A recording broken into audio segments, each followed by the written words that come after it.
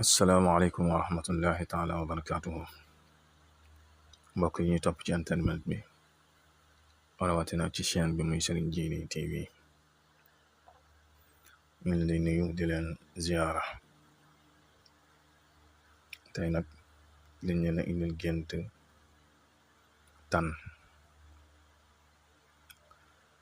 tan nag ñu bari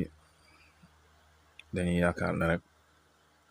foo ko gis rek seytaane la waaye am na gént koo xam ne mën naa taxawe kilifa mën naa taxawe alal ndax bu dee boroom donc yépp ñaare am na foo xam ne bu fa taxawee dana tekki alal gént tan dugg sa kër am na foo xam ne seytaane la am na foo xam ne it kilifa bu fay ñëw la bu fekkee danga ko faa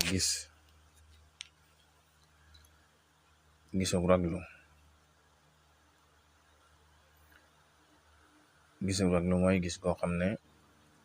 dalay tiital wala boog ci gént gi mu lay dàq loolu mën naa tekki seytaane bu la topp waaye bu fekkee danga ko gis sa kër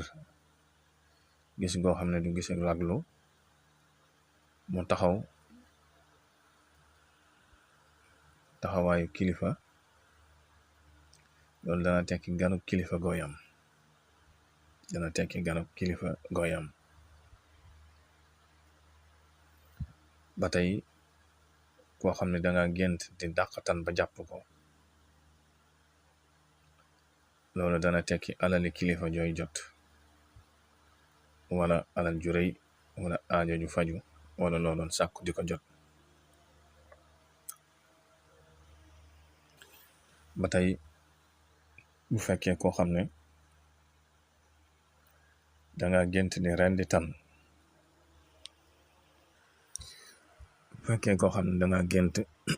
rendi tan loolu ñaare bu fekkee koo xam ne kuy liggéey tasxiir la rawatina muy tasxiir ku mel ni kilifa dana tekk ijaaba ñaan gu nangu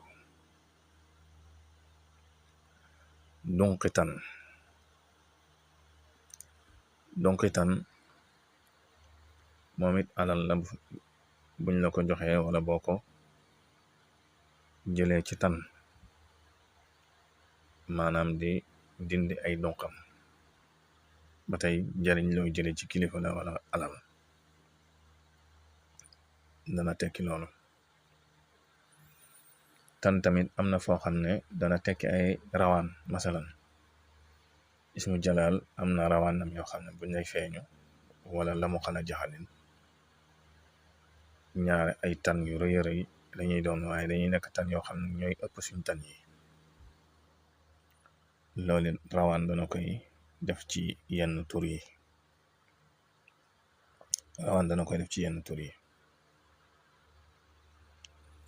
ba tey ku gént di fetal tan maanaam di ko tiire ba jam ko loolu it ñaan gu nangu la ak loo doon sàkku di ko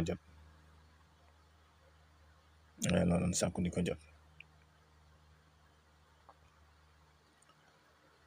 kon ba tey ku yéeg ci tan mu naaw ak yow jëm asamaan wala mën naa nekk tukki mën naa nekk ak yëkkatiku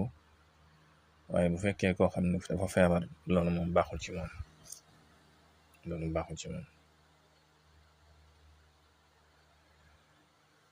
ba tey am na foo xam ne